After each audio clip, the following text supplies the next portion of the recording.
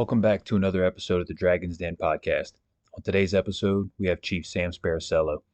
Chief currently serves as the Chief of Training for the Hammond Fire Department. After screwing up the first attempt, we were lucky enough to have Chief give us another shot in his very busy schedule and during the Small Town Job Town conference, which he is mostly responsible for running. Always enjoy talking to Sam any chance that I get. I haven't run across many people who have his level of passion for the fire service. We hope you also enjoy this conversation. So welcome to episode 4 of the Dragon's Den podcast. We are joined by Chief Sparacello for the second time, which we're going to get into. And then we're also joined with Skippy Grisham, the co-host with the most. So Chief Sam, thanks for coming back with us again. We did this podcast already once. Yes, sir. It was a wonderful 2-hour conversation, as I said on the Instagram, and due to a lot of screw-ups, we lost it. Our audio was bad. Messed it up. Oh, Skippy, look at that. Hand up for accountability. Yeah, thanks for being I accountable, messed it up. Skip. We appreciate it. Chris was trying to fix it, and long story short, the file corrupted, and we lost literally everything, and we were very disappointed about it. But Chief, even though he's got a super tight schedule, came back for us and still wanted to do the episode. Chief was very high on my list to interview from the very beginning. When we first had the concept of this podcast, you were high on the list. You know that I wanted to do the retired guys and the history of our department, but also the more serious guys that are also local. We'll start there. I had you at the top of the list. So we did it. It was great. Yeah, right. And now it won't be organic anymore because we've already had this conversation. Yeah. But I still do want to talk to you. Yeah. So the way that we always start these podcasts out is basically getting your history, telling us about how you started, a bit about your journey into the fire service, and then we'll go from there. Oh, housekeeping. Once again, amateur podcasting. Today's episode is brought to you by Small Town Job Town and the Small Town Fools. They're not giving us any money, but I'm just spotlighting firemen doing cool stuff. So that's... We're actually here right now. Yeah, we're actually live. This is the southeastern campus behind us. Nice backdrop. High production quality. Also have a hair reveal for me. Oh yeah. Hair. Skippy's long hair. Somebody's chief. As I say, somebody's chief. The chief will be mad at this. I'm positive. You're gonna have to discipline yourself. Probably so. Got a write-up coming. So now that we got that out of the way, Chief, go ahead and give us your journey into the fire service. Yeah. So my journey in the fire service started as a kid.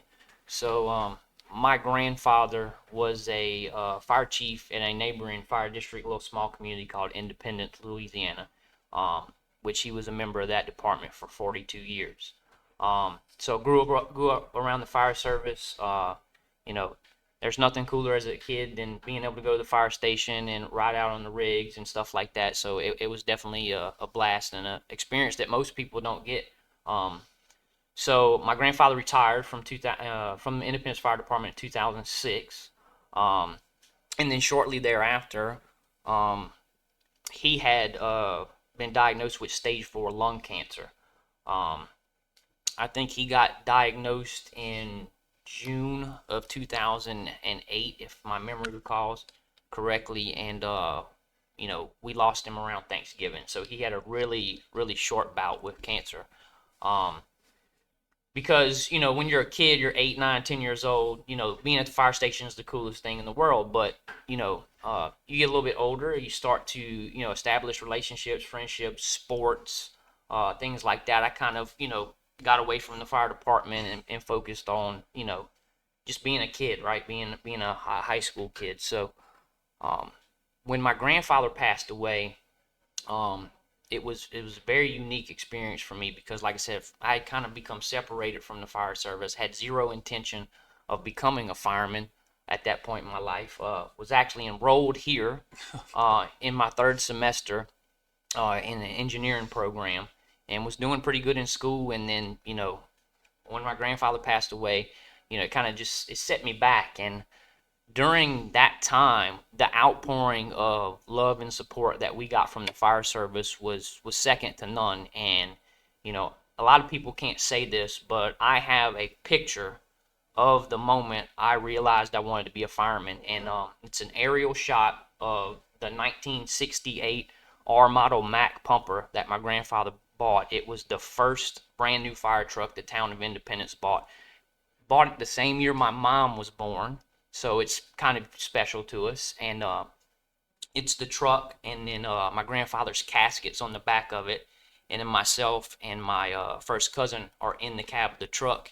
And that moment when I saw people lined up down the street, supporting my grandfather's legacy, I'm like, this is bigger than I thought it was. I want to be a part of this. And at that point in time, I decided I wanted to be a fireman.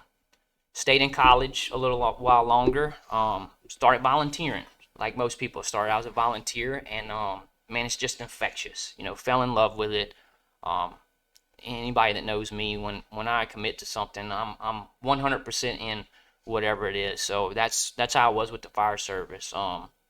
So started as a volunteer, kind of worked myself in to a place called Natalbany Volunteer Fire Department. That's where I got my start in 2009. And they sent me to the State Fire Academy, which was LSU, FETI at the time. Graduated from there, and I became a career fireman then. Spent a few years there.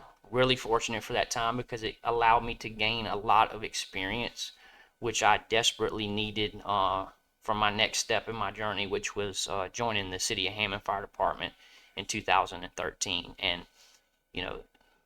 you have humbling moments throughout your career, and that was one for me because you're like, okay, well, we're getting some decent fire duty where I'm at. I feel pretty squared away and confident as a firefighter.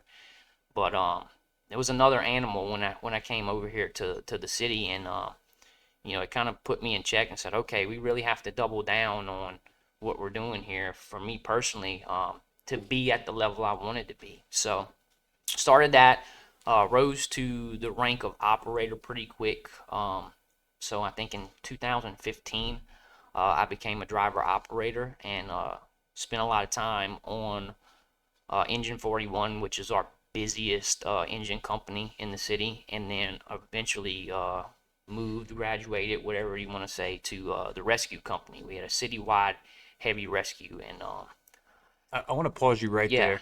You said you had we talked about this off camera last time about how much fire duty you saw. We actually didn't talk about this on camera in the first time, right? So you said you talking about fire duty, and you were talking about, let's talk about the levels of what we're talking about, because I've told you this also off camera. The last fire we've had, and I work in a rough part of town, was January the 15th. Right. That was the last fire week. Even though I'm in a rough side of town, it has not fallen on our crew, and you would think that it would. And we're at a decent sized department.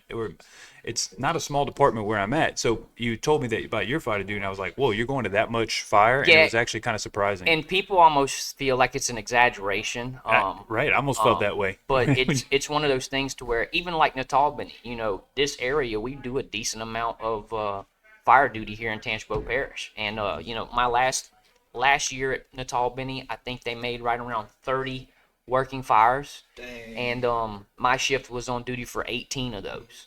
And that was my last year in Natalbany. There was a period of time in my first year to where throughout swaps and things like that, because we didn't get vacation time our first year. Sure. I wound up working a bunch of days in a row, and we went back and looked at it, me and another guy who was new to the job. And in 12 working days, we had 14 working structure fires here in the city. That's absurd. And like I said, it's not like that every day. Of course not. But, we got decent fire duty. Just this week, I think it was yesterday, we had 3 reported commercial fires. I mean, that's not uncommon for us. And, they all aren't, 4 blocks burning, things like that. But these guys are showing up prepared to go to work, and it's a cool place to work. Yeah, and I wanted to touch on that real quick because you were going down the fire duty path, and I was like, I don't think people understand, like, there's actual work being done, because, like I said, in comparison to myself, I'm probably I might have from January to now, how many days? It's probably 100-something shifts that I've worked, and I've gotten one out of all of those days. And you're talking about, almost, I'm not gonna say daily, but Yeah, well, like I said, it's one of those things to where I tell folks when they come over to our department, you can expect to go to a reported fire at least once a shift.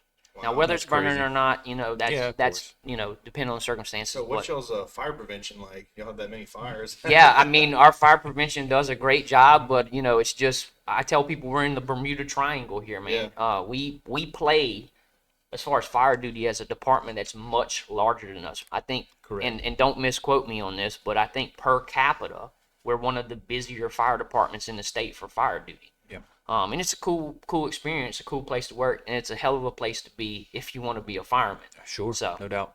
Okay, so continue. I didn't want to derail you. so Continue now. about somewhere around 2019, at this point, I got about 6, going on 7 years in the department, and in 2017, our department put in educational requirements for promotion, and during that transition period, a lot of people didn't take advantage of professional development, and I essentially went from number 13 on the driver's list to number 1 on the captain's list in one test. So 6 years in the department, now I'm knocking on a company officer's promotion. And if anybody tells you that they're 100% fully prepared to promote to any position, that's you need to take that with a grain of salt. As much as you think you're prepared, there are always going to be those things that come up that you're not prepared for. But I worked in busy companies. Always took the job seriously, trained myself, took the opportunity to train new people. So we were into the job. Always worked on good companies, always worked for good officers. So I felt like I was as prepared as I could be. Again, at the time, I think in 2019, I was 29 years old, 6 years on the department, fixing to make boss. And, that comes with a lot of speculation. You hear it. This guy's not old enough. He doesn't have enough time on the job. And I kind of prepared myself for that mentally going into it. People say, I don't have anything to prove. Well, you kind of do. You kind of have to put those apprehensions and naysayers to the side. And you do that through work and building a reputation for getting the job done. But the biggest thing for me is like, okay, let's take a deep breath. I'm ready for this opportunity. We're going to make the most of it. And then we got a new fire chief around that time frame, and our training officer at the time suffered a medical emergency at work and wound up going on extended sick leave. And at that point in time, I knew Chief Folks very well. He'd been with me pretty much my entire career. And I said, look, while we have this void, I'm willing to help however I can. So little things like, tightening up the recruit academy, doing some company training on my own shift, coming in on my days off and just helping, do what I could to keep the training division rolling. And because of that, he pulled me to his office one day and he said, look, this guy's not coming back. He's gonna, ride his time out, and he's just not gonna get medically cleared to come back. And I'm like, okay. And he's like, would you like the opportunity? And I'm like, so now I'm going from having apprehensions about being a captain to now possibly being the guy who has the ability to run the entire training program for the department. And again, I don't get gun shy. I try to take every opportunity that's given to me, however it's presented. One thing I've learned to appreciate is timing is never optimal. You're, like I said, you're never ready. Time is never optimal. Things don't show up when you want them to. So I told him in the conversation we had, and then we talked about this.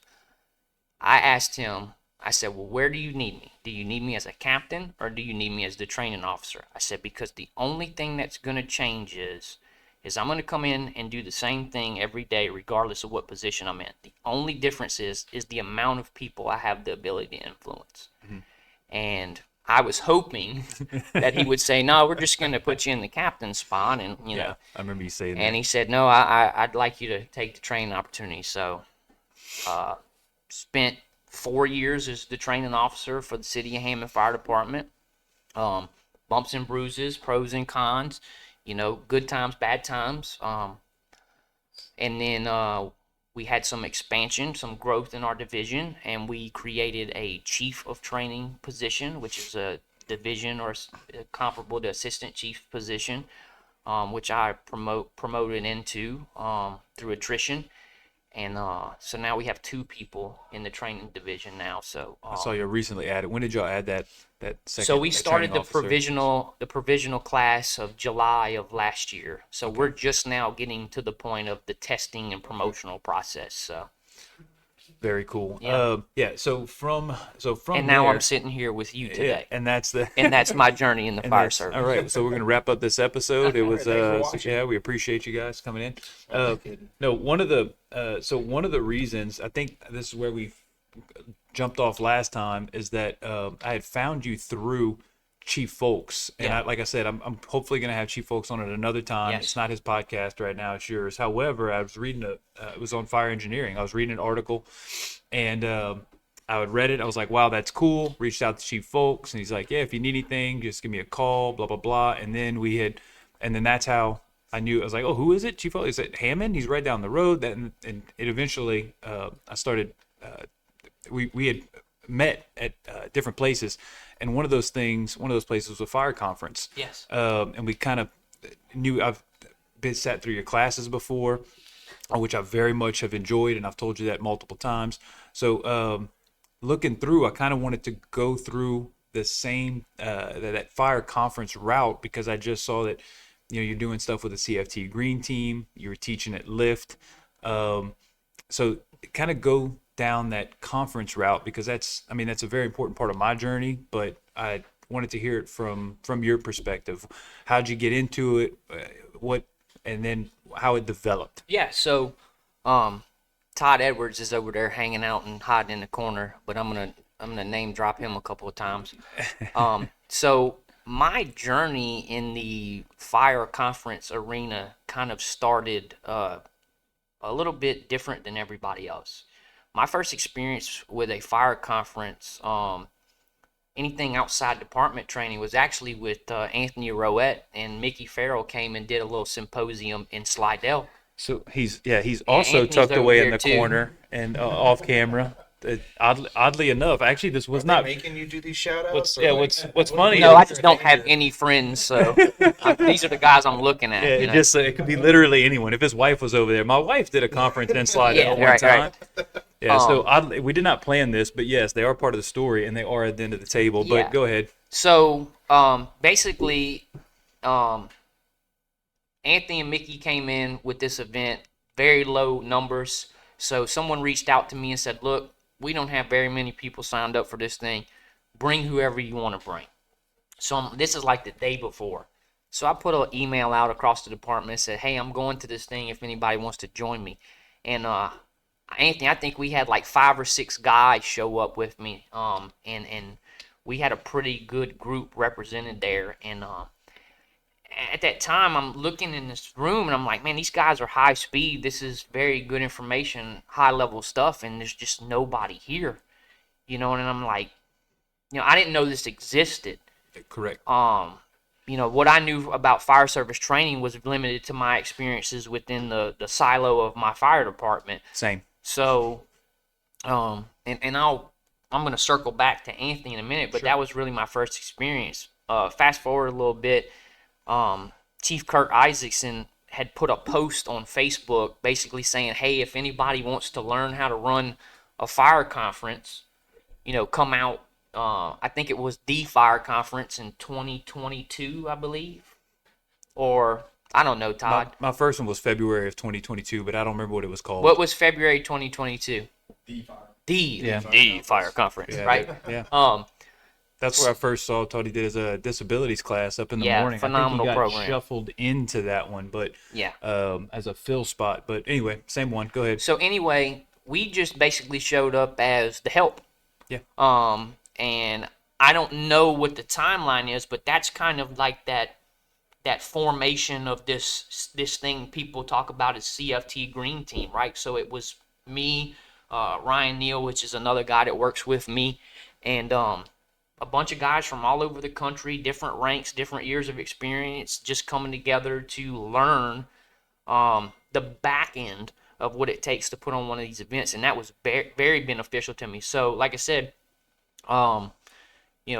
that was one of those things to where I'm eternally grateful for that opportunity, and it's developed into so many great relationships. And fast forward into that, we circled back to Anthony and we said, we want to give Louisiana another shot. We don't think you guys got a fair shake.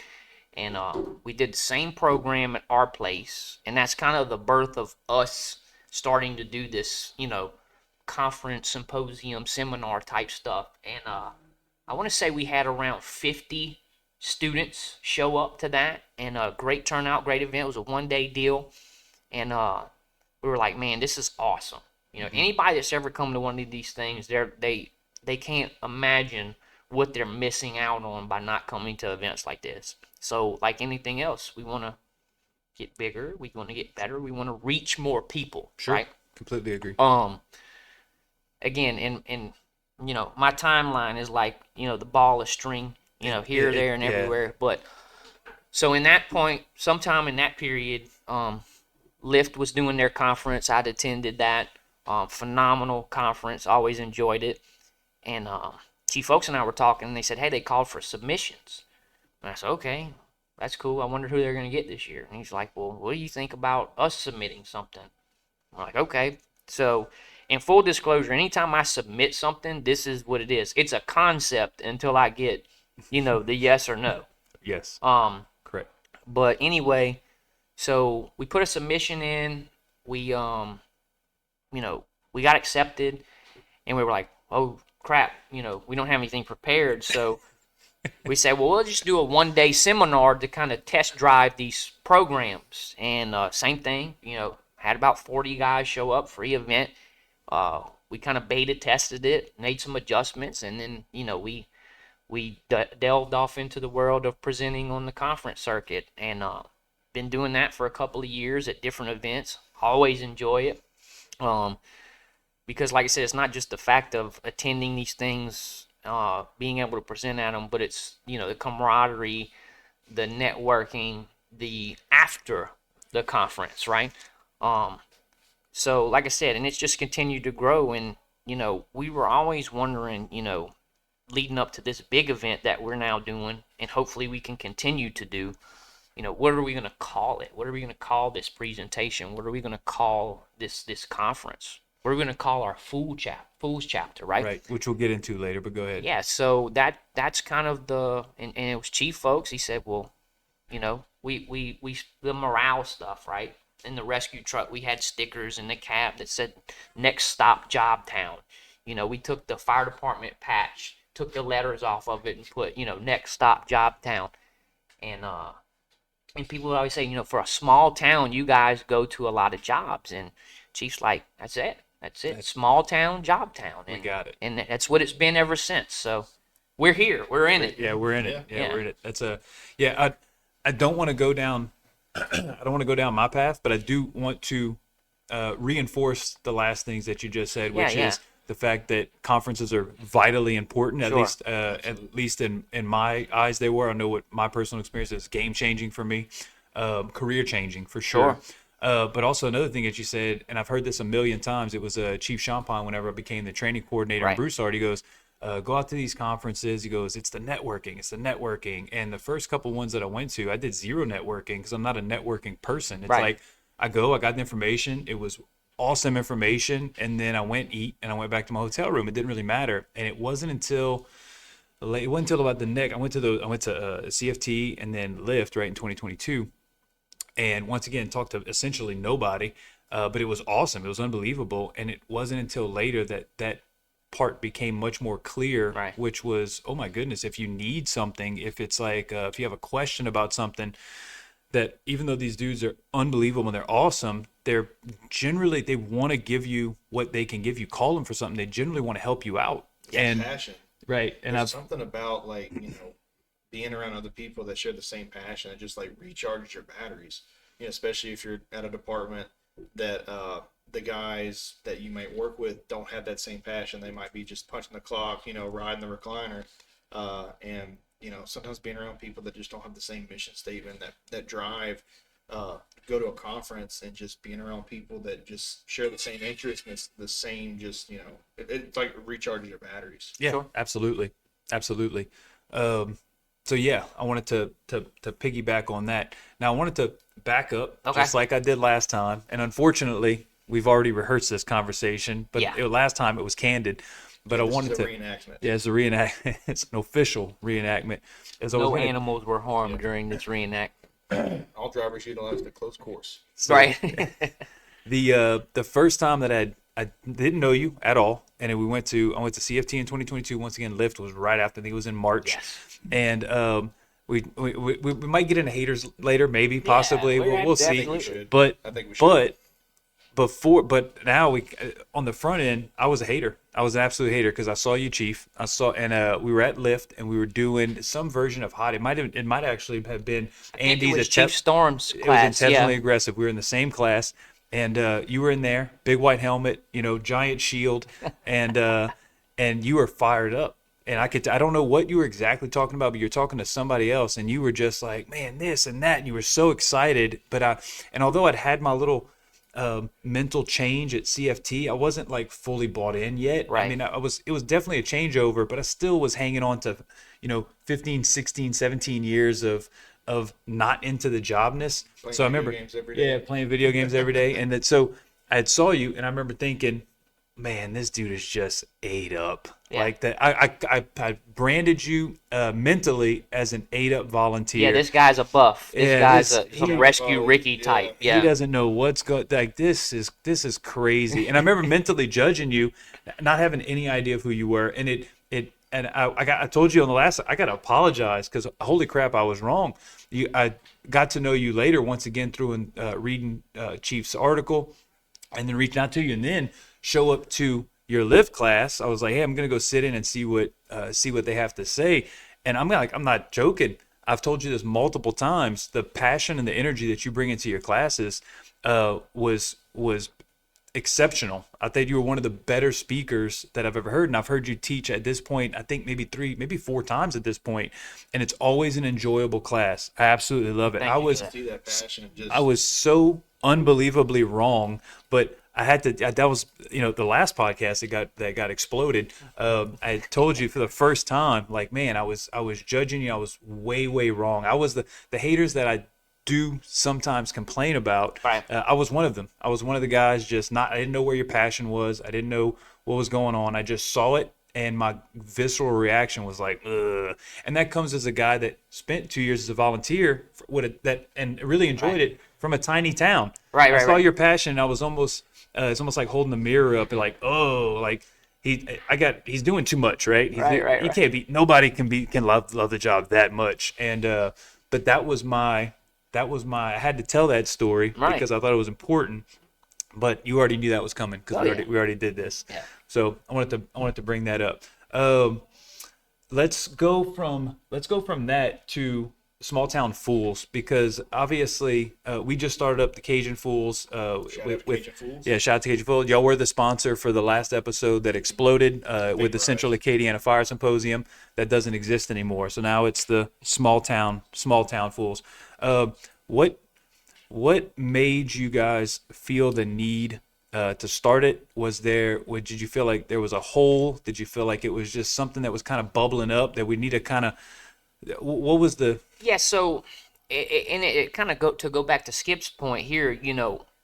It's very difficult at times because the easiest thing I feel like on our job is when you are passionate or into the job, you can sometimes feel ostracized or isolated, and as you go out and do things like this, you find out that there are more people like you than you ever could imagine. You feel like a lot of times you're the exception, but as you spend more and more time at places like this, communicating with other people, sharing experiences, you figure out there's a lot more people like that. So, and a lot of the stuff that we did up until a certain point was very much done under the banner of our fire department, and we thought there are solid firefighters all throughout our area that go well beyond our fire department, and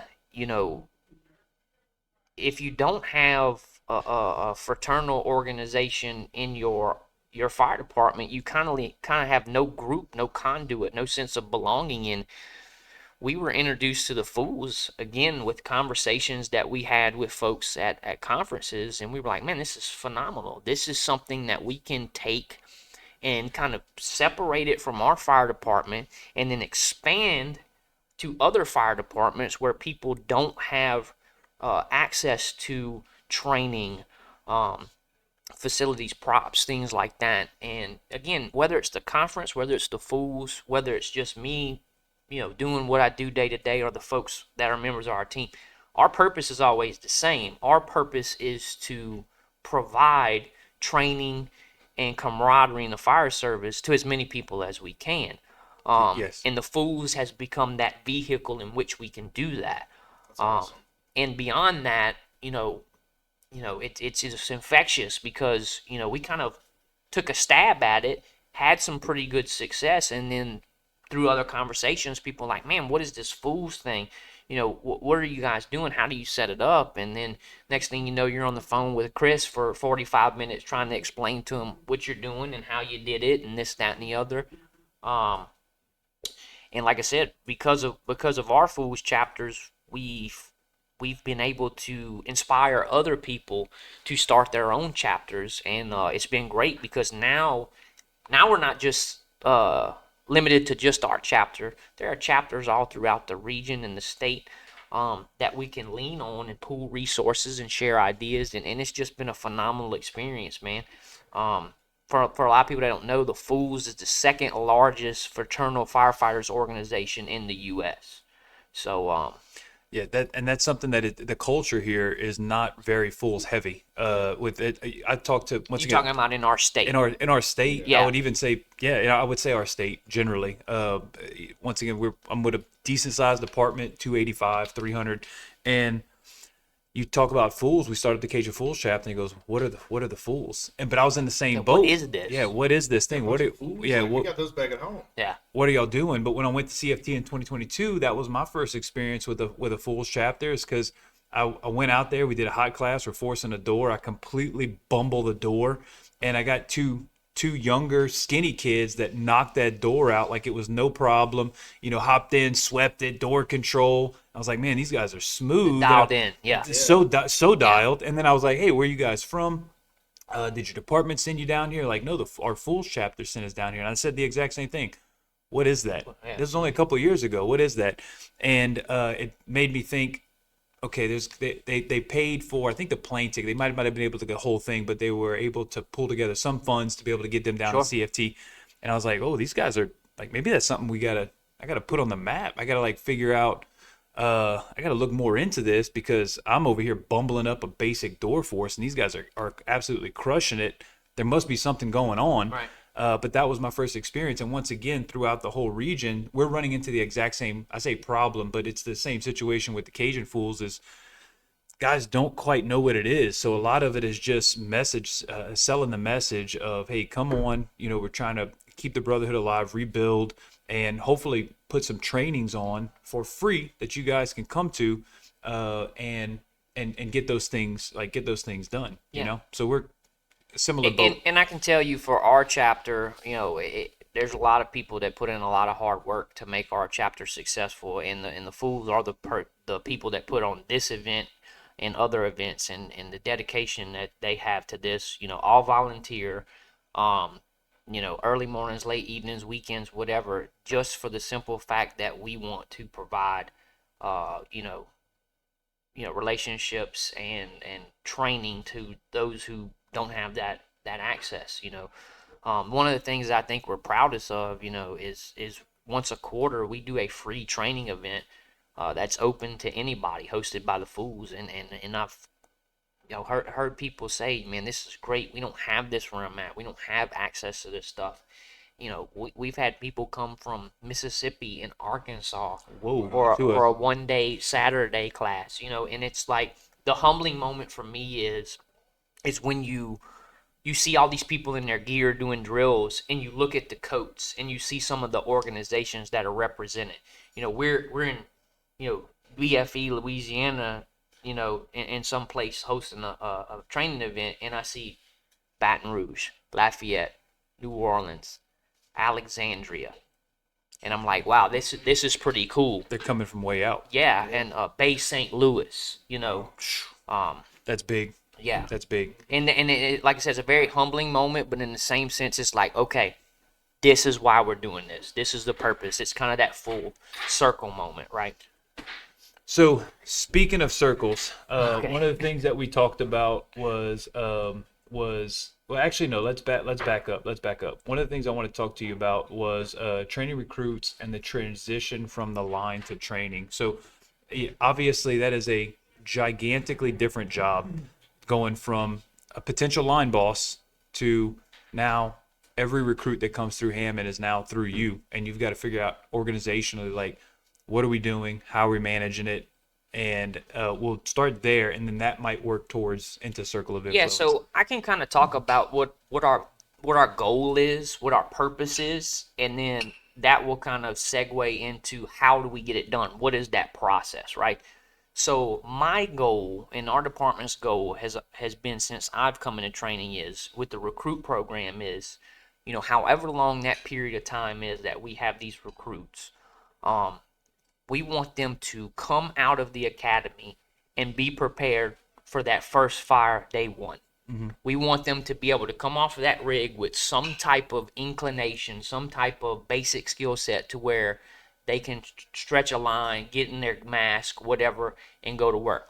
Obviously, we can't teach everything in the academy, but I want a viable firefighter from day one. Sure. That's where we set the benchmark, right? So how do we do it? Yeah. So we do that through the recruit program, which our recruit program is very dynamic. I know a lot of people talk about, teaching to a testable point, teaching to a JPR, teaching to what some publisher has said, this is what the minimum required standard is. And obviously, we have to get people credentialed. We have to get them through the academic process. But, one of the things that I noticed is I think a lot of these academy programs historically have done just enough to get by because, and I get it. You're trying to get guys in and out of the program, because like I said, you might have to go right into another one as soon as you complete this one. But, who is telling us what is the maximum number of hours we have to spend on a topic? They tell us what the minimum is, but right. Nobody's putting a ceiling on you. Right. So basically, you're really only limited to the amount of time and effort you're willing to put into stuff. Mm-hmm. And like I said, I'm not traditional in the sense to where, we approach training with a crawl, walk, run mentality. But right now, these guys are 4 weeks into the program, and all 6 of our recruits are in this conference right now, listening to guys like Steve Robertson, Thomas Anderson, stuff like that. I don't, ain't been here long enough. I don't believe in that. There's value in you just being present and listening to other people and absorbing as much information as possible. Extremely, and I want to cut in right go there ahead. To talk about.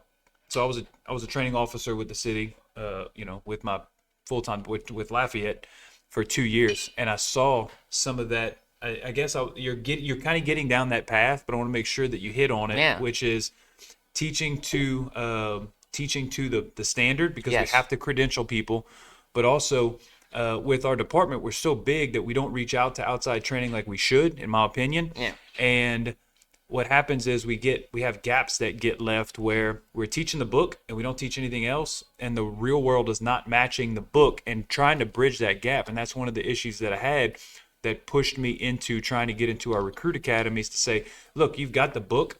I get it. We have to teach to these things because we do need you to get firefighter 1, firefighter 2 before you come out on the line. Yeah. But in the meantime, here's the addendum. Here's the side thing that you're not going to be tested on probably any sheet of paper. But here's what a better, more effective, say, search looks like. But that it doesn't have to be search. It could be for pick any topic. Yeah, pick What's any the topic. depth of the information that's being conveyed? What's the level of understanding? So you, as a training chief, of being as a guy that has been through several conferences, taught at them, now you're in a position where you know too much to teach to that one absolutely, standard. yeah. So how do you manage it where you kind of doing those two things. Like, okay, look, we're going to do. If you read Scott Thompson's book, he talks about that. He said that the Colony Fire Department will do host practices based off of, and it's not like a certain standard that is a credentialed standard. It's off nozzle forward. We're going to teach our best hose practice off of nozzle forward.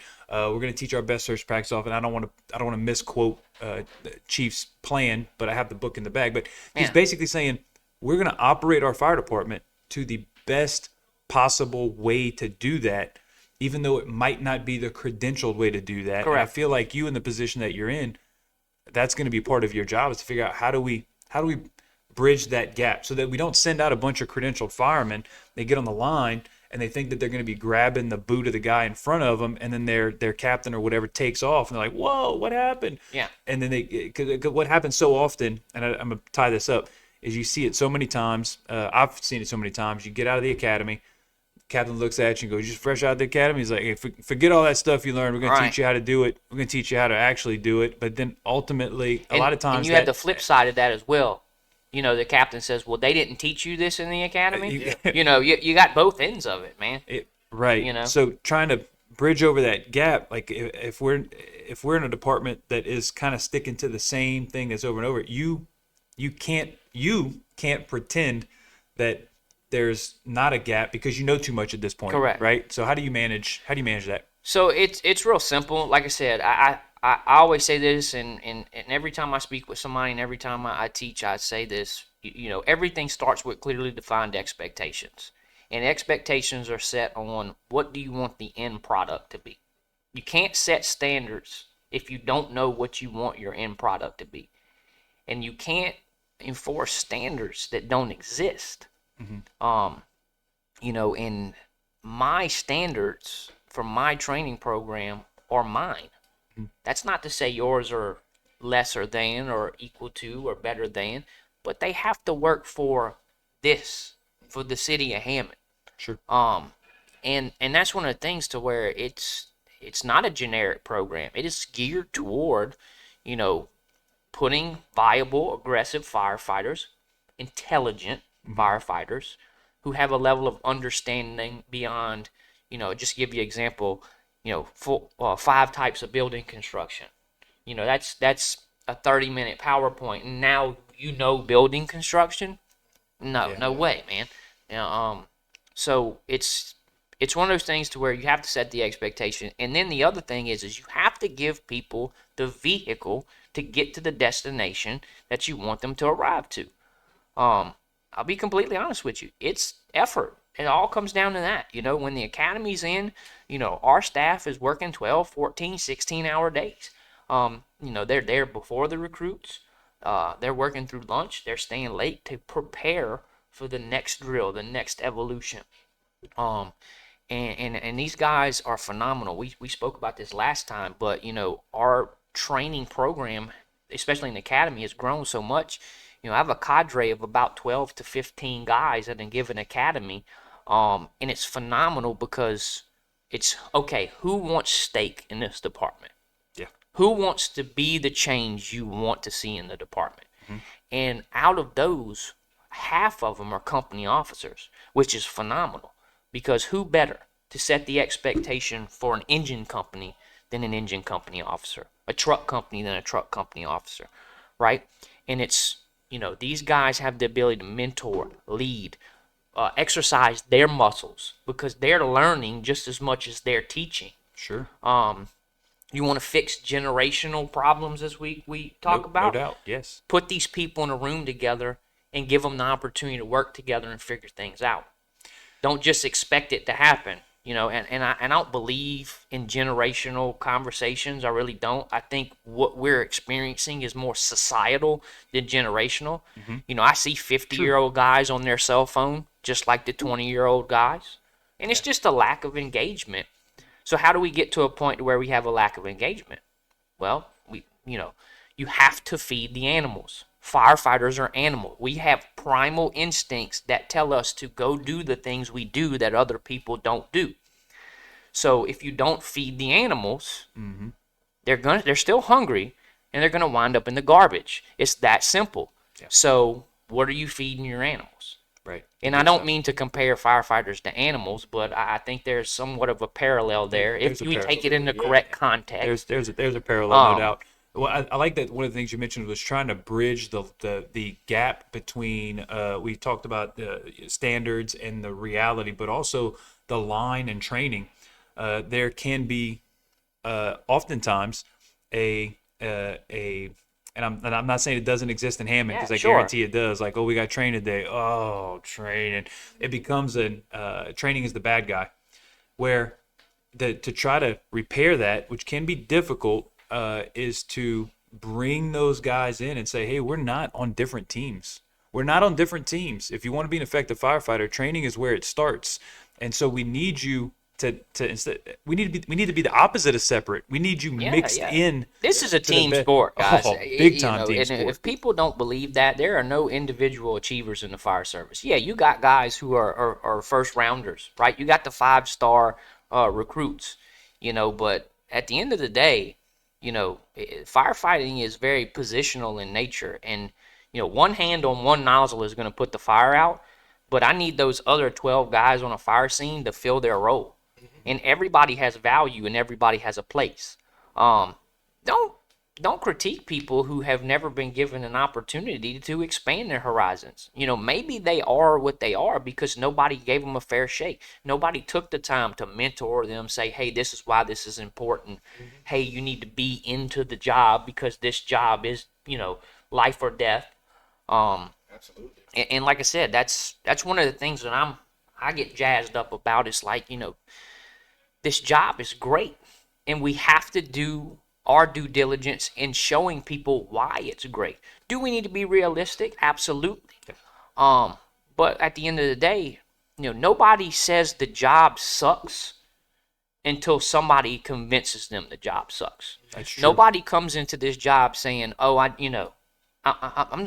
not excited to be a fireman. I'm not excited to, get in the truck and turn on the whisker doos and go down the street, to some, 2-story burning building." Like, nobody says, "Oh, this does nothing for me." If that's the case, you wouldn't be here. You wouldn't even be here. But, and I tell all of our company officers when they get promoted, I say, don't be the guy who screws this job up for somebody. And I think what it is we have this old baggage that we just keep passing on in the fire service, and somebody has to break that cycle. But it takes courage, and it takes being misunderstood, and it takes, a certain level of core values and reverence for what we do in the fire service. And like I said, I see more and more of it every day. I think the fire service is in a renaissance period. That's what I tell people. Yeah, I tend to agree. But that's what you just said is going to lead us nicely into the next little segue, man. See how I did that? That was nice. I don't know if that was intentional or not, but you said it takes courage. It's like you've practiced this before. Yeah, maybe like you've done it once. Why? Why does it take courage, Chief? What is the issue? Because that's going to lead into one of the things that we were going to circle back to. Well, everybody wants to see change, but no one wants to be the change. Sure. And that's because there's a certain level of unknown. Mm-hmm. There's a high level of vulnerability in being the person who, crosses the plane of the hill first, right? You're a big target. And, it's at the end of the day, somebody's going to get tired. Mm-hmm. That's what I say. Somebody is going to get tired. And for the negative people in the fire service, I promise you, they don't have the wind like they make it out to be. Mm-hmm. Positivity beats negativity every time. Absolutely. Who's more persistent? Who's more dedicated to their cause? Right? So like you said, it's, how do you do that? How do you remain positive? And it's, I'm going to be honest with you, it's hard. Yeah. Well, it's leading into, you said, where I thought we were going to go was when you said, it takes bravery to step out. Yeah. I'll say a lot of times because the shots are coming. Oh, you know it. Oh, yeah. As soon as, and I've experienced this on many occasions from many different people. Comfort zone takes very many forms, a lot of different forms. When you step out and you want to try to either make a change or just be an into the job fireman, the haters are coming. Sure. Right.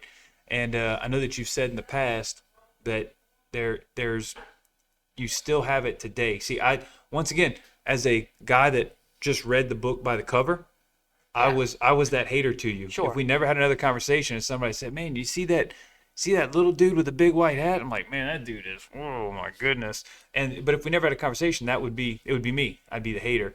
But now that I know you, it's like we say this all the time, and we say it about different instructors all the time. Is, man, how could they not like that guy? Like, I know these guys, and you got all these guys, Todd Edwards and all whatever. But everybody says it's like no profit in your homeland. But you're gonna to stand. You said it within your own department. Like, I don't know how many guys. I don't know how I couldn't like you, but guys attack, right? Yeah, sure. So I wanted you to kind of. It's fear based, because Obviously, without saying names, your experience within stepping out and taking we've shots. all experienced that to some degree. Like, people see the version of who I am now, and it took me 15 years to get to this point. Same. So and look, man, it's peaks and valleys.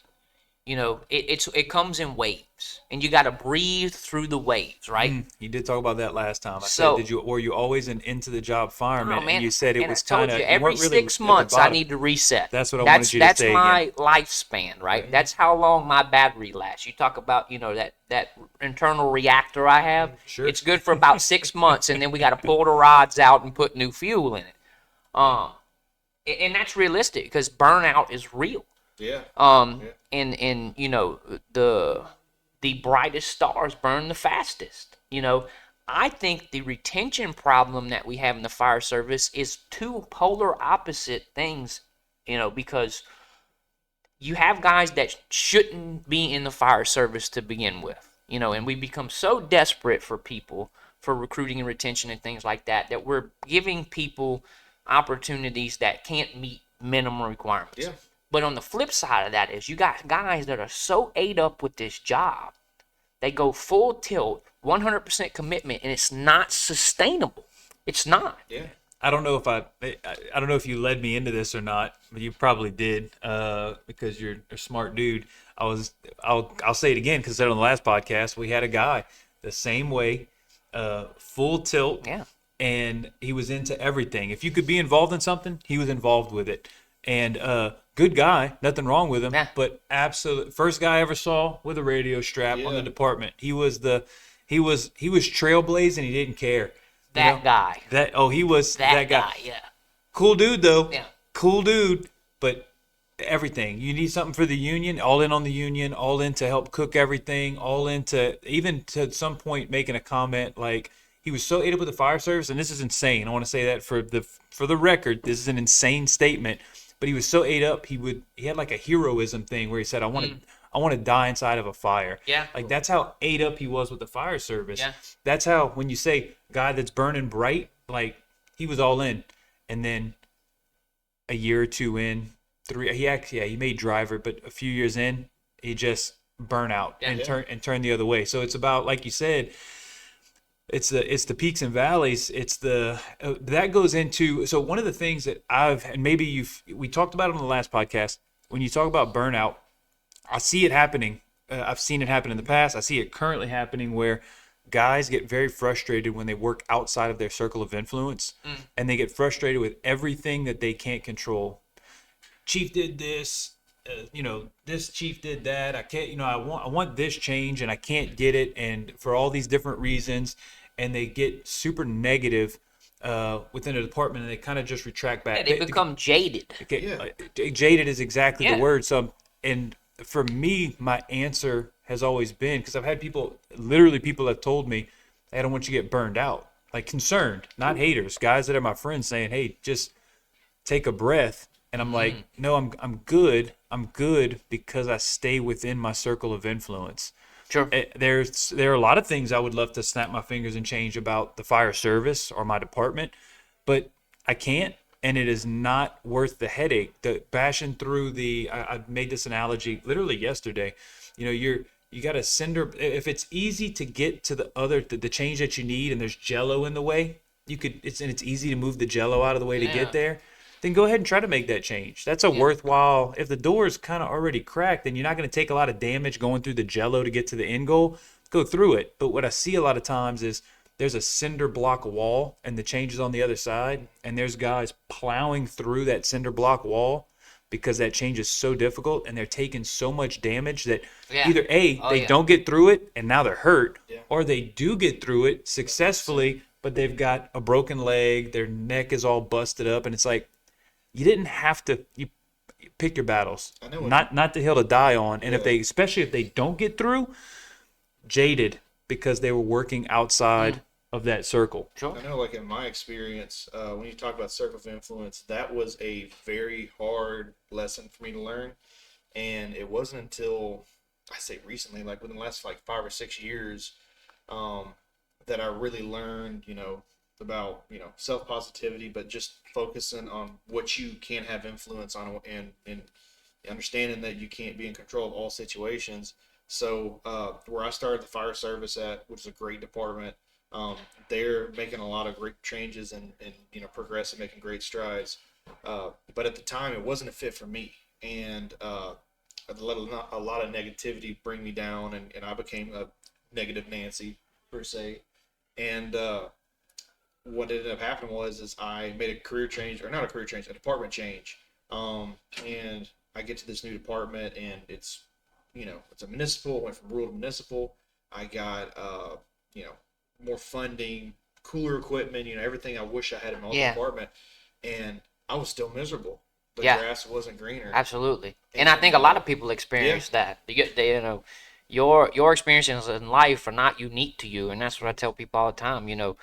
It's got to be internal. You have to be self-motivated. It wasn't until I started focusing on myself and realizing it's this negative mindset and being more open, and that's when it really turned around. Dude, for me, and I fell back in love with the fire service. Some of the best times I've had in the fire service has been on the most raggedy trucks with the worst equipment, but because you found purpose in what you were doing, and you had a desire to do it, and you had a personal connection with the people you were doing with, man.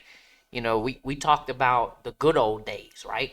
And a lot of people bring that up, back in the good old days. Well, you don't know what the good old days are going to be until your career is over with. And right now, even if that in your mind is beyond you, right? Today, right now, is the good old days for somebody, right? You're making an impression on everybody you come in contact with, for better or worse. Sure.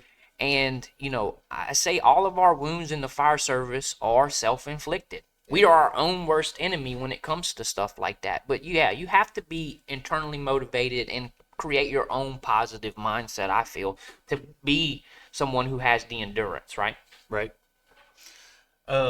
So we're going to, we got passion for the job, developed, we covered search culture. This is something I'm gonna go a little deeper into with Chief Folks. So, but I do want you to, in case it's not 6 months until I talk to him, I want you to talk quickly on the Hammond Fire Department, and because you teach essentially 2 classes on it, but one for sure about. This is important to me because it's one of the connections that I found through reading that fire engineering article about Chief Folks, his passion for it. But the swap that Hammond made, because I feel like there's valuable information there. Will it change on my side? Maybe not. But Hammond was so cool because y'all saw a problem. The problem was fixable, and then y'all made a swap. Yeah. So I know you didn't make the decision, but you were definitely around and involved with some of it. So go ahead. Yeah. So adversity is the best teacher we have, only if we allow it to be, right? So, like I said, we're in this Bermuda Triangle over here, and during the height of COVID, in an 18-month period, we had 5 fire ground rescue opportunities, which for a department our size is unprecedented. Even in the history of our fire department, we've been around since 1896. Historically, we've never dealt with anything to that magnitude.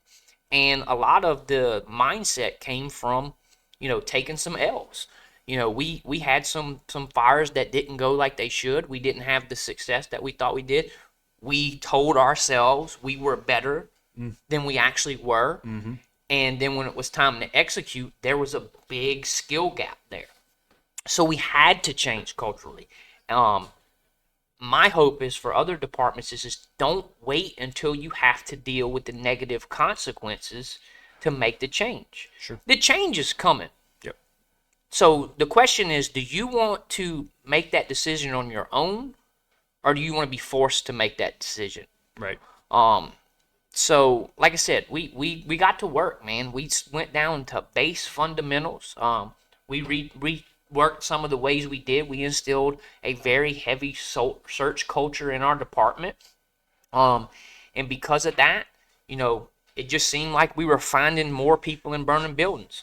Right. And it's weird. Yeah, it's weird. It's probably not a coincidence, No, right? and search was one of those things that we, and you talked about this last time. Search was one of those things to where, fire's under control and the chief goes, hey, you guys go make sure nobody's in the house. Well, that's not a search, brother. That's a recovery. Yeah. And I can tell you, being involved with stuff like that, your success rate is non-existent. So, we put the citizens first. Yeah. And we made that investment. We went back to our core values and said, why does our organization exist? Why are we here? Yeah. And it Exactly came back right. to that. Yeah, it came back. Well, it was kind of eye-opening. We had a grab that we had talked Yes. about at CAF. So Yes. we had that grab, and I was talking to two of the chiefs that were involved in that grab, and I said, hey, have you ever been involved in a grab before? You talking about a couple guys with 30+ years on the job. Yeah. And both of them had said that they were, maybe it was other chiefs, but the two that I asked specifically said they have never pulled out a live victim, but they had many, many body recoveries. Yeah. And 60, it was probably 64+ years of service. Yeah. And I was like, like, I'm wondering if it's a potential cultural issue. And how did y'all, so if that was what y'all experienced in Hammond, Chief Folks has written about this. Yeah. How How did you really fix it? Because there was one thing that y'all did that just kind of changed everything with Yeah. your search priority. So there's different trajectories, right? And every fire department has factions. Every fire department has, social groups. And, after we experienced negative consequences on the fire ground, some guys were like, okay, all this stuff we've been hearing you talk about for the last year is not BS, and they immediately doubled down. They put the work in. The other guys, some very small representation of our department, they just, they couldn't deal with the, mentally, that's a pretty big thing. And you start to compartmentalize things and stuff like that. And you have two choices in situations like that: get better or just sit in it. And I can tell you, peer pressure is something, man. The fire department, firefighters are competitive in nature. So guys see companies out there drilling and like, it starts off, what are they doing? Why are they trying to be all jazzed up about the job, this, that, and the other. You don't get bonus points for that, right?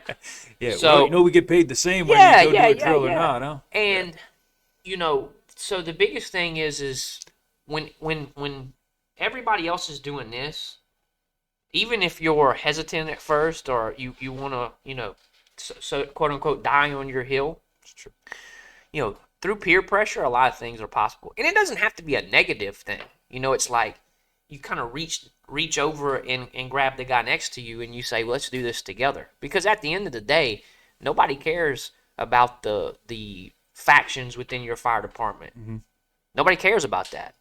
They call 911 and they want the best. Yeah. Right. And that's what they deserve, and that's what we're going to work toward. Now, y'all did something even more. I was trying to guide you down the path, but y'all did something specifically with your search priority and upstaffing trucks and doing auto assignment. Yeah. That's what I was shooting So for. we have a pretty much standing assignment on our first alarm. So our first alarm, you're getting 2 engine companies, a truck company, a squad company, and a chief.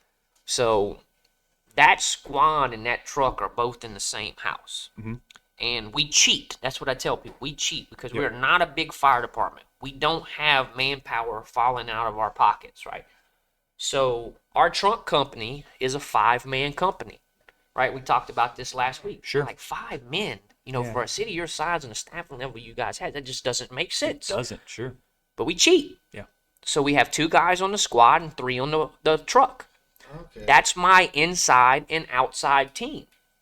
My squad is the inside team. Their search, unless they're told otherwise. So when they pull up and pull the parking brake on the truck, they're going to occupy that building and go immediately into a search. Because of that, we have seen a higher success rate in removals and survivability. Isn't that crazy? Isn't that wild? When we prioritize the search and make it an assignment Yes. and immediate reaction, right, rather than delaying it or saying, "Oh, we don't think we need a search." Imagine that. Automatically Opportunities those guys. start to arise, right? So those guys know it's search unless you're told otherwise by a Correct. chief or by whoever command it. happens to be at the time. Yeah. So they're jumping in there, and they understand that the culture that y'all set is you're going to occupy survivable spaces. You're going to clear the building to the best of your ability. Yes. And you won't have a hose line with you. Yeah. Yeah. As a standard. Isn't it crazy? Yeah. And y'all aren't New York, right? We are not in. Nope. This is not New York. This is okay. not New York. Right. We're right down the street from. Okay. And then, like I said, there's a lot of parallels in the fire service. And I think regardless of the size of your department, the way you operate, whatever, and I spoke about this last weekend, is you have to have the mindset. You have to have the mission in mind, right? Because here's the thing. Whether you show up with 5 guys or 500 guys on your next fire, you have to check the same boxes. Yeah. You have to complete the same assignments. Do you have to get a little bit of what I call tactical creativity in getting that done with less people? Absolutely. But it doesn't mean that it takes a back burner, right? Sure. So it's putting the priorities where they are. Like I said, low staff departments, I get it. Survivability, the clock is working against us in the modern fire environment. So if the best thing you can do is get a line in the right position, you're making an impact, right? Yeah. So it's got to be comprehensive. It's not just sending guys in and say, go do a search. It's not just sending the truck up and say, give us a hole. It's dialing in all these basic fundamental skills, right, and running this orchestra, Sure. right, to where things are happening, without you saying, go do this, go do this, go do this, right? Yeah. Instead of waiting around and them kind of instead of letting squad kind of figure out what they're doing, you say, hey, look, this is the part. And that was a switch, correct me if I'm wrong, that Chief Folks had made. Yeah. Correct? Because he had in the article he says it. I'm not putting words in his mouth. He said that search was an afterthought. Absolutely, unless you had confirmed victims in a building. If you had confirmed victims, now search is priority. But if not, it was kind of like you waited for knockdown. And he had talked about those things. And he said, when I made chief, I staffed up a truck and said, hey, if you're first truck or if you're the last truck, then the rescue will search as a standard. And like you said, we're going to repeat it. The amount of people that you're pulling out of buildings went up. Sure. People that were alive on the other end, which is the whole purpose of why we are here. It's like, I get the line is good, how the first line goes, the fire goes, all those things. We need to put water on the fire. That's absolutely a fact as a priority. Yeah. But if we weren't here to save life, then robots would replace us per day. It would be a big crane arm where they'd hook up to a hydrant. It'd be one dude, and then we would just stab the top of the building, spin it around, and then we would leave. We could man a giant department, a big old city with like 10 dudes. Yeah, and the dance, right? This waltz that we do between the engine and the truck, right? We're able to be aggressive with our search and truck tactics because we have solid engine company fundamentals. Sure. That's what a lot of people don't understand. Yes. You can't just say, hey, we're going to start a search culture in our fire department.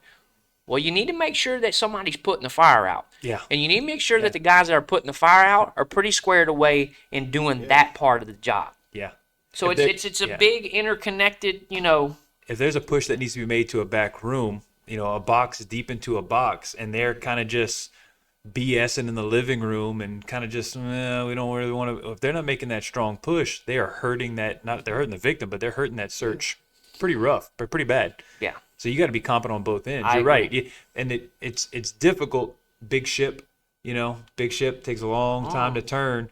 So it's, you can implement a lot of things when you got that smaller. If you're running a bass boat, you can get that training up, get guys on the same page, and start making those real big changes. But it's momentum, man, and that's what I tell our people every day.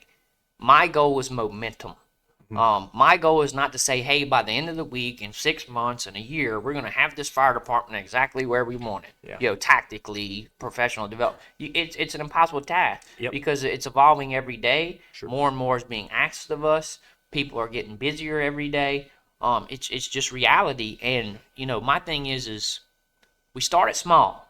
This is my goal every day. I want you to engage in some type of training every day you come to work. That may be something as simple as us having a conversation, popping up a YouTube video, going out and stretching a line, positioning for a plug on an EMS call. Oh, God, blasphemy, right? Sure. But make the opportunity. Yeah. Because those small investments, right? And when you think about it that way, it becomes routine. Yep. And what I've noticed is guys, when you don't have something for them to do and you've been and that momentum lapses, they're asking you, we're not drilling today? Right? Hey, Cap, what's for drill today? That's the change. It's momentum. Yeah. So it's not 0 to 100. It's that what do people say, that 1% every day? 1% every day. Yeah. The Rob Fisher 10 pounds of pressure 100% of the time. So we started that in my firehouse a year and 10 months ago. So January 1 we came in, and that's what I told the guys. It's in the expectations that I give all the guys, and the non-negotiable we talked about in this last podcast said, hey, training is a non-negotiable. It will absolutely happen. It might not be big. It might be exactly what you just said. Hey, let's go. We're going to do a pump drill, talk about the pumps ins and outs, which is what they did yesterday. It might be, it could be critiquing a previous fire, which we've had 0 previous fires. So critique has not been the drill because there's been nothing to critique. But anyway, it's those little small things. So if anybody hears you say, do training every day, I am telling them, and from your perspective, the training off might be slightly different, but I'm telling you, it is absolutely doable. It's doable because we haven't missed a day in a year and 10 months. Yeah.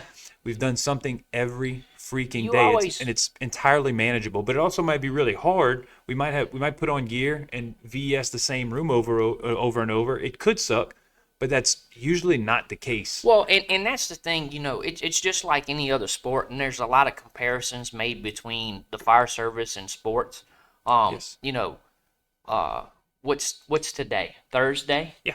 Yes. So Thursday, right? We might just do a walkthrough at practice, right? We might not put the pads on, right? Absolutely. We might just do a walkthrough, but eventually we have to get to the point to where we're going full speed, full contact, because again, that's the desired outcome. Yes. So again, I'm not saying go drag your knuckles across the concrete for 4 hours every day to get the point across. Now we're drilling, right? Yeah. It doesn't take that. But do we eventually have to get to the point through stress inoculation and creating realistic training, right? Yes. To where then we wonder why guys fail in high stress environments is because they haven't become conditioned to that. And I've seen the worst of that. I really have. And I've seen the best of it when guys do, put in the work and the dividends on the backside. So, like I said, it's momentum, man. That's the biggest thing. And, we've been very fortunate because we've had a lot of buy-in in our department, and we have outstanding firefighters, and we have outstanding fire officers. Our department, it's a vibe, man. We got the sticker. Guy does something at a fire, and next thing you know, he's a sticker. He's a meme. They got the company shirts and stuff like that. It's morale. Right. And hold tight, Sam. Yeah. Answer that question. Oh, okay. Wait. He's bye. He wants to tell you something. Next time he comes in, we're gonna pause so that you can get that question You answered. want to bring him on? Get him Yeah, on we mic? get. yeah. So Anyway, like I was saying, the thing is like that's the environment. right. Why is our department the way it is because we allow firemen to be firemen. Excellent. We allow them to have those moments to do what they set out to do, and we kind of cut out as much of the red tape as we can As you reasonably to can, allow sure. that. So like I said, it's one of those things to where how do we get to that point? Why are we at that point? How do we maintain it? That's the hardest thing, right? Energy. Yeah. It It's requires. like I said, it's momentum, and like I said, it's just one of those things to where you're gonna get out on the back end what you invest on the front end. No doubt. And I think we talked about this earlier with the investment. I've seen it with my crew. You know that I talked about it on the last one that we throw the ladder every morning, right? Something so simple. That investment. My guys are really good at it because we do it every freaking morning. And then you get a guy that swings through vacation, relief, whatever the case may be, and when they do it, it's clearly not as good. It's one of those very quick, eye-opening things of you practice it, it works. You don't practice it, it doesn't work. That consistency, but it goes across everything. It goes across pulling a line. It goes across search, dropping in the window, comfortability in gear, all of those things. Yeah. So I agree with you. All right, we are going to hit the questions that I ask everyone because that's the third time he's coming here. So I'm assuming you're needed for something important at this conference. Yeah, so we'll try to tie it up right here. The two questions that I ask everyone are always the same. You've already answered them on the last episode, which is your fire service mentor, and you said that you couldn't give me one. No, sir. And I said, well, because it's mine, I was going to give you the floor. So we're going to do mentors again, and then also the advice that you would give rookie Sam Sparacello. So go ahead. So the example I gave last time of my mentors is, I think you have to have different people in your life for different purposes, and people come into your life for different reasons. One person that I will always have a high level of respect for is Chief Frank Gerard. He was the first person that gave me an opportunity in the fire service. Because I could tell you, man, I looking back, I probably wasn't that appealing, as a 90-pound kid, a little wiry guy, Sure. And it's like, that guy gave me my start in the fire service, and I will forever be eternally grateful to him for that. The other guy was one of my first chiefs on shift again at Natal Benny was Chief Donald Scaffadel, and Chief Scaffadel was a phenomenal guy for many reasons. It wasn't just the fact that he was a fire officer that was right there with you. He was one of the few guys that didn't give orders from afar. Like he was packed out, geared up, pushing that hallway with you. And that spoke volumes to me.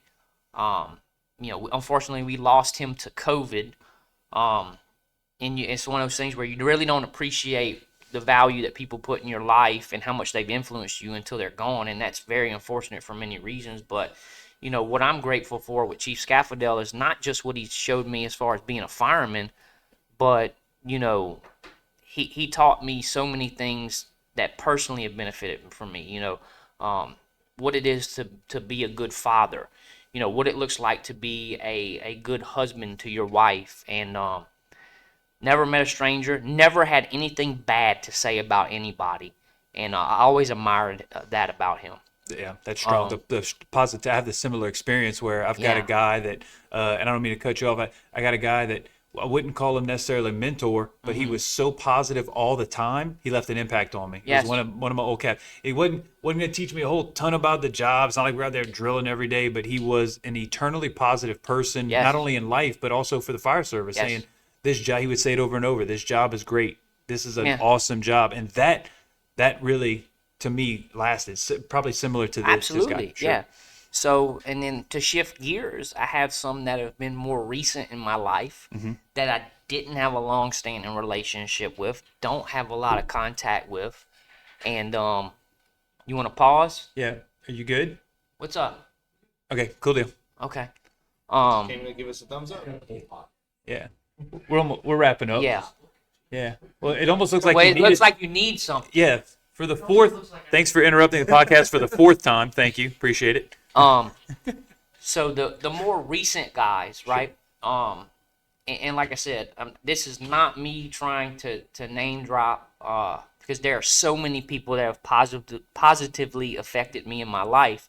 One is Lieutenant Michael Champo, recently retired from the FDNY, and met him through CFT. We kind of palled around a little bit. He ribbed me a little bit, and we we have kind of, I guess, similar personality traits, to where we take the job serious, but we also like to have fun. Sure. And Lieutenant Champo is one of those people to where, if I need to text somebody, he's one of those guys I text. Like, hey Lou, how you doing? Checking in on you, things like that. So I got this going on. Hey, yeah, I'm here this week. I have this going on, and we just kind of keep in touch like that. Again, we don't spend a whole lot of time together, but it's just somebody that I think people like that are valuable because, one, they're a wealth of experience and knowledge that I'll never, be able to attain. Sure. But also, it's like, completely unbiased opinions, experience-based opinions. Somebody who's, never got anything negative to say. So Champ is one of those guys that I've really come to appreciate in my life. The other guy, and we can't have a phone conversation that's less than an hour long. I got those guys too. And like I said, we are on complete opposite ends of the spectrum as far as workload, skill set, where we are in our careers and things like that.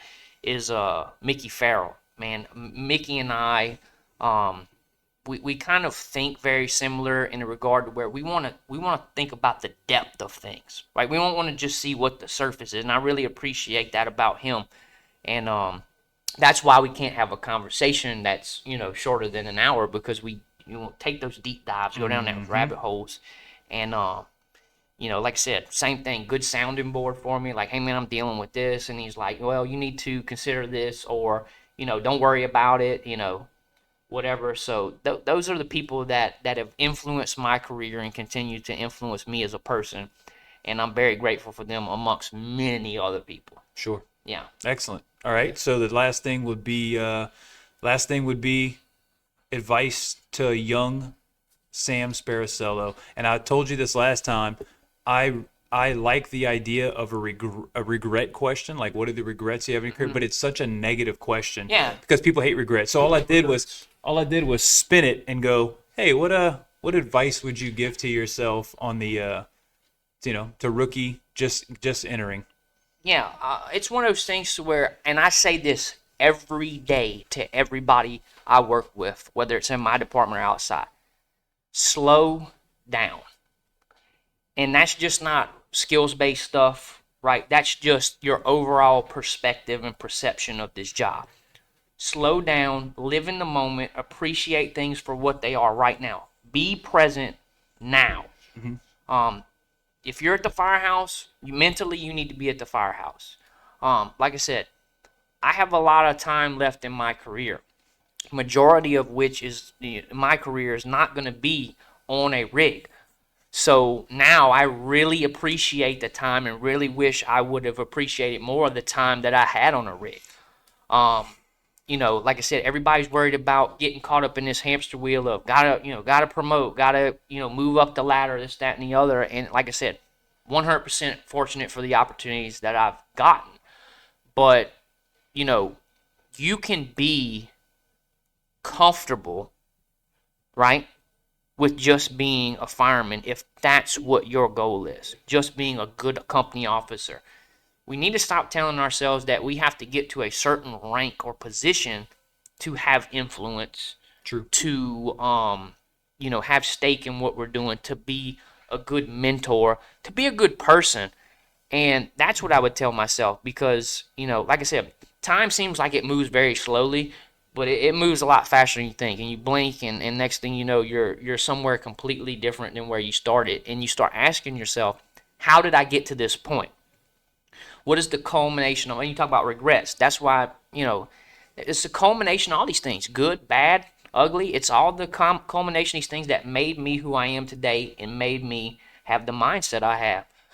So I'm fortunate for everything that's ever happened to me in my life, because it's made me into who I am. And I'll say this: I will never be upset at the fire service. Mm-hmm. Never. May I get to the point where I get aggravated from time to time? Yeah, I think that's human, right? Because we have such a deep emotional connection to our work. Yeah. But I will never be mad at this job, because this job has given me so many opportunities in life that I couldn't even begin to imagine as an 18-year-old kid, from Tickfaw, Louisiana.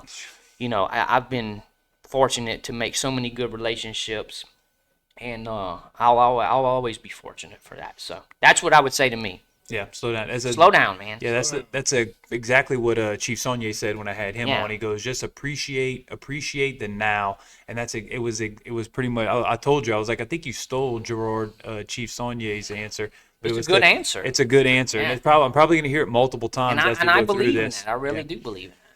So, any final thoughts, or is that kind of you capping it off there? And look, I'm gonna just say this for anybody that listens to this. You are not alone. You are not if you think you're the only guy on your department who's into the job, who appreciates what you do and is willing to put in the effort, you are not alone. There are more people like you than you realize. Go out and find your people, find your tribe. Yeah. And they may not wear the same patch as you, but they're going to be valuable to you in the times in which you need them. So that's my thing, man. Just keep showing up every day. Every day you show up, you sign an invisible contract and you renew it. Every day you show up. So every day you put on that shirt that says, insert name of fire department here. You sign that invisible contract. And, even if you feel disenfranchised, disconnected from the job, just remember that. For some reason, you keep showing up. So somewhere deep down, you do have a desire and a love for this job. Mm-hmm. So that's what I would tell people. Yeah. Stay the course. Yeah, exactly. To build on that and to agree with it, I did the exact same thing. Had to go a little bit outside the fire department to realize, oh crap, I'm not alone. Sure. Shout out to Corley Moore's vigilante group. Once you start joining up and you get all those guys are like, hey, I'm not alone. Sure. There are guys that are thinking just like me, and it does help create that tribe. Reach out, but like you said, it might not be the same patch. We all might not wear the same patch, but they're out there. I'm telling you that they're out there.